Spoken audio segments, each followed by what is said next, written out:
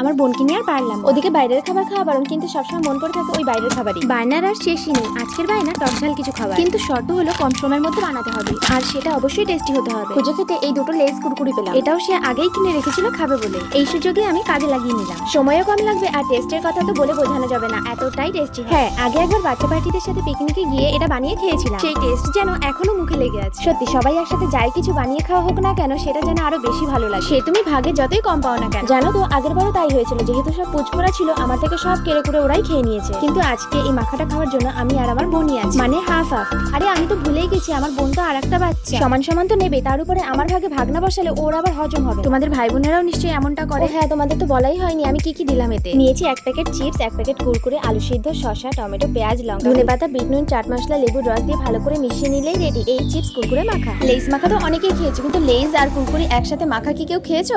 অবশ্যই কমেন্টে জানিও কিন্তু।